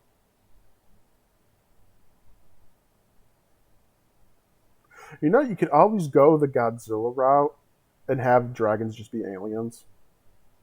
No. Yeah, that's what King Ghidorah is. He's an alien. No. It would make No. sense. No, I don't like that. I don't like that. I mean, Because like in some settings it'd be fine, but it's like we have enough weird shit here. We don't need it coming from space. But we came from space. everything came from space eventually. In a grand cosmic scheme, yes. We're all just crazy space dust. But we specifically yes, came here on a comet. Everything on this planet came from space. What I'm saying is that we have so much weird shit here. We don't need to explain it with aliens. I just love how that it's possible Like, that the octopus came on a different comet than us. It's like what the comet that brought our genetic seed here. It might not have been the same that brought the octopus here, which is cool, at least a little bit. It's also not the truth. No one knows. No one can say that. Right. That's the problem with these things. It's unsubstantiable. I mean, we're going back before Earth was Earth. We're talking about when it was molten still, kinda. Well, yeah, but like, I don't know. I subscribe to the Luca theory. The what? Luca, last universal common ancestor. Oh, It is the cell that all life on our planet can be traced back to.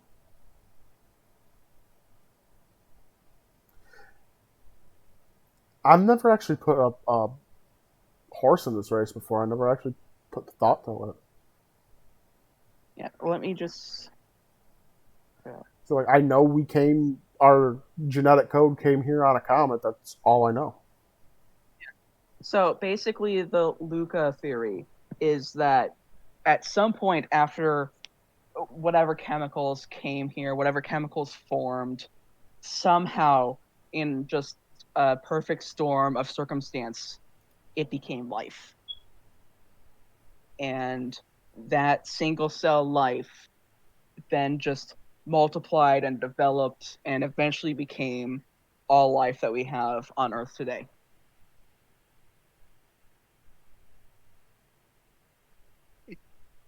It's just a bigger version of how we can technically trace mitochondrial DNA to a single woman who lived however many thousands of years ago. That we all have uh, the DNA of, the Mhm. mitochondrial DNA. In the grand scheme of There things, we're is all related. Yep. there is a single woman a long time ago that we are all however many great grandchildren of. That's weird. Yep. Because my mind doesn't want to accept that as a fact. It again, it's like what we were talking about with that's so far back that we can't fathom it. Right. Yeah. That's just weird because it gives credence to a thing I don't even want to acknowledge because I just proved that shit. I mean, that it doesn't Have a mean fox as a that palate cleanser. it doesn't mean that like the story of Adam and Eve is true. I think it more means that like because Nate specifically said a woman, which means a human, which means Yes, I like was specifically talking about, a human ancestor. and of course there had to be a point where the first human evolved. Oh, so it's chicken egg thing. Yeah. Okay. That makes it more sense. Well, it's not just that.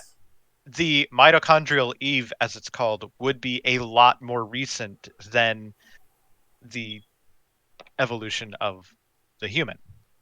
Would it happen to be Uh, 30,000 years ago?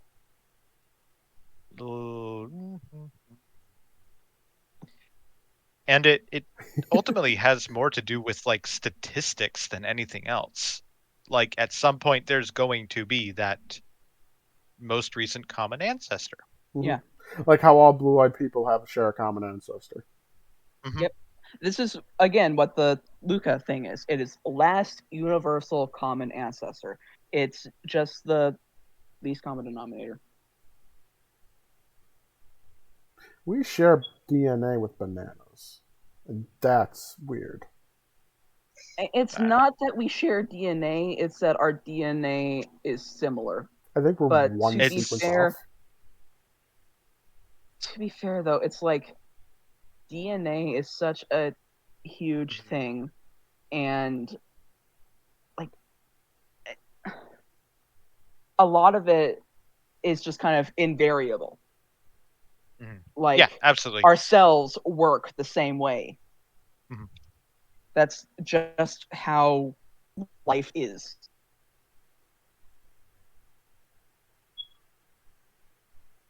Yeah, so the current estimate for the mitochondrial Eve is about 155,000 years ago.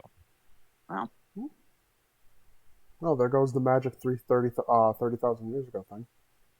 Mm-hmm. Yeah, but it should also be mentioned, it does say later than the speciation of Homo sapiens. Yes. So it's not actually Adam and Eve. Right. Correct. It's Yeah. not the first human, it's the most recent human that we all are descended from. It's Which Krug. means that there are lineages out there that went extinct. Yes. I mean, that kind of makes sense since Oh, yes. we technically did get bottlenecked at one point. Yeah, exactly. Earlier than the recent out of Africa dispersal, which means that the bottleneck was probably moving out of Africa. Mhm. Although, isn't there like Well, I mean, we more recent? also had it like a super volcanic eruption that bottlenecked our. Yeah, that too. But also, like, isn't there more recent studies that suggest that humans didn't come from Africa? Cradle of life would I'm be not around the as Middle East. familiar with. It's like the Middle East, I Africa. I just Egypt saw area. this in passing, so I can't fact check it. I don't even know if it's true. I just remember seeing something in passing that said that recent studies suggest that humans might not have come from Africa. I think it's really complicated because the land of Africa, it's like all that land may not have existed as we know it today. Like the Sahara Desert wasn't a desert; it was a rainforest, and that might have been where we came from, which would have been also part of Europe at the time. So the answer Right, is both yes. yes Oh, and no. I remember something about Europe. Yeah, I've heard it too. It's just hard to say Okay. because it's like the land of Europe and the land of Africa kind of was all melded together.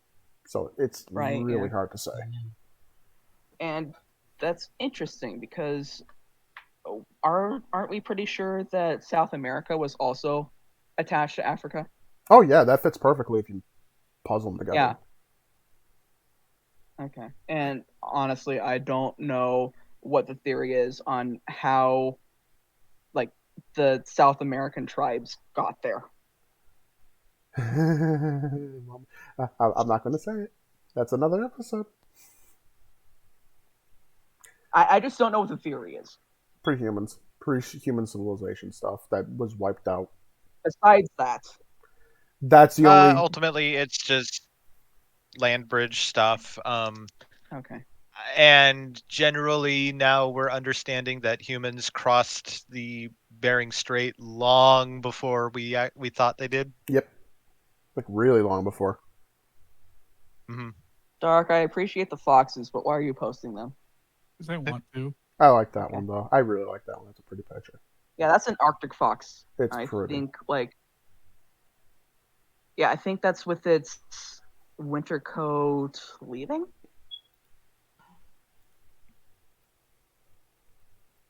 Yeah, I think that's it shedding its winter coat. Winter coat. So, Uh, Okay, Lord. yes, Fox episode because I can go on and on about these guys. Yeah, it's a good idea. It's like I'm trying to pinpoint things where all five of us can go on and on about. mhm. Yes, I agree. But anyone want to say anything Okay. else on dragons? Durgs. Huh? Dergs. Durg. It's it kind of came from Flight Rising, but also Manaverse because Shadow was making fun of dragons, and it's weird. It's a weird joke. I It's am just nodding my a head. diminutive. Okay. It's just a It's just diminutive. it's a cutesy way to say dragon. Hmm. Okay. Well, dragons were real. I am saying it here. And they were bugs.